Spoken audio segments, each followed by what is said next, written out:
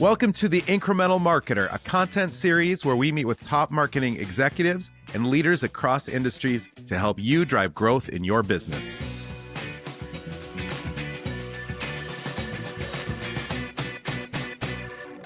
Welcome to the Incremental Marketer. Today we're continuing our educational series where we take a shorter episode to unpack an important topic marketers should be paying attention to. And today's topic is the hidden cost of siloed marketing. So in past episodes, we've talked about the complexity that exists inside individual channels, but often the bigger issue is what happens between them, between teams, between decisions, between the plan, the execution, and the feedback that should be informing the next decision. So with every team, every platform, and every decision, if it's still being optimized for its own KPI, it's actually true that the business itself can become less efficient overall. In this episode, we'll look at how siloed marketing creates invisible waste, why channel efficiency isn't the same as business efficiency, and why better coordination across the system may be one of the biggest growth levers marketers have today. Let's dig in.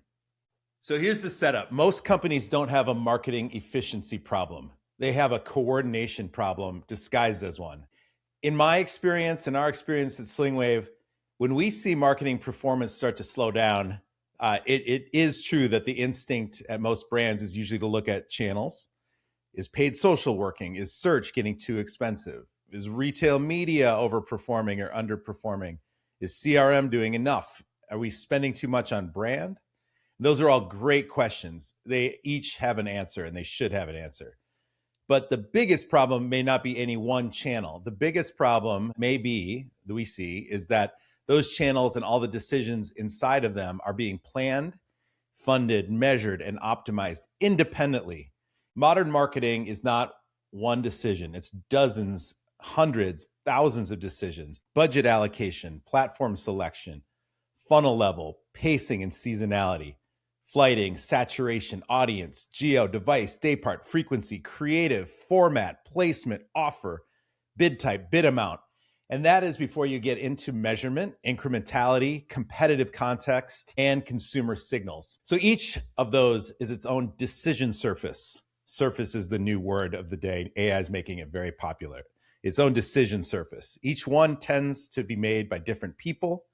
Each decision is on different tools, it's on different cadences, it's against different success metrics. And when that happens, every team can look like it's doing its job while the business as a whole is actually becoming less efficient or missing out on an opportunity. So that's the hidden cost of lack of coordination. Local success can hide business level inefficiency. So before we ask which channel is underperforming, we should ask a bigger question. How well is the whole marketing system working together? And that leads us to the illusion of optimization. Here's where coordination gets tricky. Every team can be doing exactly what it was asked to do. And modern marketing organizations are incredibly specialized. You have brand teams, performance teams, CRM and lifecycle teams, retail media teams, e-commerce teams, a creative team or teams, analytics, finance, agency partners, platforms, and other partners. So each group in that system has its own goals, likely its own dashboards, its own reporting cadence, its own incentives, and often its own definition of success. Paid social may be optimizing for ROAS. Search may be optimizing for new customers, conversion volume, efficiency. CRM may be optimizing for repeat purchasers of existing. Brand may be optimizing for awareness of, or perception or favorability. And retail media may be optimizing for attributed sales. And for finance, looking at this total acquisition cost or margin, really it's about whether the overall business is becoming more or less efficient. So the issue is not that any one metric is wrong. The issue is that those metrics may not add up to the best business outcome. And that is what we think of as the illusion of optimization. A company can look optimized at the decision level inside each channel and still be inefficient at the enterprise level. So the danger is not always poor execution. Sometimes the danger is excellent execution against the wrong or disconnected goals. And once teams start optimizing independently, the costs show up in places that don't always appear clearly on a dashboard. So let's get into those hidden costs. So hidden cost number one, budget duplication. One of the most expensive problems in marketing is paying twice or multiple times for the same outcome and not realizing it. Without coordination, multiple teams may be targeting the same customer, influencing the same purchase, or paying to reach the same demand. So when you plan in silos, each one of those silos may be optimizing to exactly the same retargeting customer 5 times. They're seeing the ad 25 times across the ecosystem, and they're annoyed by your brand. And each one of those platforms is taking credit and it looks great in a silo. It's a terrible user experience, and it's really highly wasteful for you as a brand.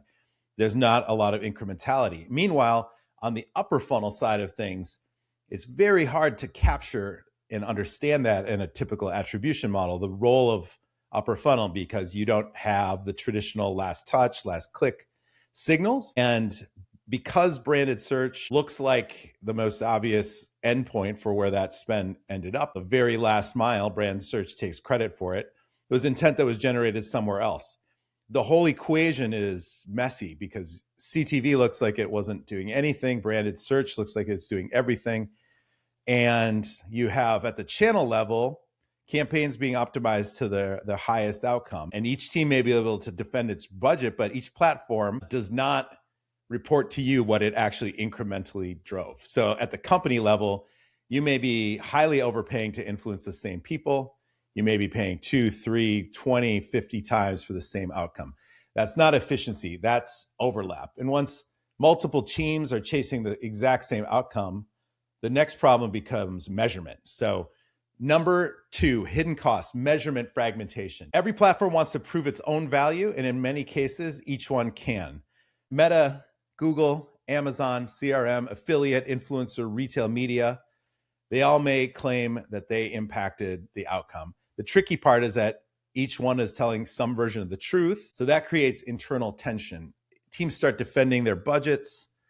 Platforms start defending their credit and want to get on a phone and discuss how do they look in your attribution model? What can they do better? Which is a good question. Finance starts questioning why total efficiency is not improving if every channel says it's performing. And marketing ends up debating attribution instead of learning what's actually incremental. So this is why measurement and incrementality can become political inside organizations. When every team has its own measurement system, measurement becomes less about learning and more about defending the plan. And the real question should not be which platform drove the most credit. The real question should be what actually changed because we spent this money as a whole. And that's the incrementality question. Incrementality is very hard to understand when every team is measuring success independently. But coordination is not just a media or measurement problem. It also shows up in the way customers experience the brand. So hidden cost number 3. Number 1, we're talking about waste and overlap. Number 2, we're talking about measurement and challenges of cross-channel measurement, inconsistency. The third hidden cost we're talking about is creative and message inconsistency. Customers do not know which internal team created which message. They do not separate the brand campaign from the paid social campaign or the CRM campaign or the retail media campaign or the e-commerce promo. They just experience the brand. And when teams are disconnected, the brand can start speaking in different voices. One team may be talking about premium quality. Other team may be pushing a discount. Another is maybe focused on urgency. Another is emphasizing a completely different product benefit. They're thinking mid-funnel. CRMs may be trying to build loyalty, and the acquisition campaigns are chasing one-time buyers. Retail media is emphasizing one message, while social is emphasizing the other. None of these choices may be wrong in isolation, but together they can create a very fragmented customer experience. And that has a cost. It can reduce trust. It can weaken recall. It can make the customer journey feel confusing. It can lower conversion efficiency. And over time, it can dilute the brand. So customers experience your brand as one system, even when the company manages it as disconnected parts. It doesn't matter how you manage it. And a consumer doesn't think of this journey as a funnel. They have no idea they're in the funnel. They just think of it as this nest of touch points, stick by stick, piece of dirt, mud that they lay and perceive your brand. And even when the company manages at disconnected parts, they're going to assemble your brand picture like they do a nest. Every one of those touch points is going to influence their perception of you. So you have to have coordination across creative and message by channel and by tactic. And even when the message is strong, coordination can still break down if the timing is wrong. So hidden cost number 4, timing conflicts or sequencing conflicts. Teams are often making bad timing decisions. This is the 4th hidden cost that we see in terms of coordination. A good campaign, but at the wrong moment, can still create inefficiency. So brand may be launching a major awareness push. At the same time, performance is deciding to pull back spend. Sales may be pushing a promotion, and brand is trying to move the company away from discounting. Retail media, we see this, retail media is ramping up while another team is testing a totally different message in another part of the funnel. And promotional calendars may overlap in ways that trains customers to wait for discounts, just constantly waiting for the next promo.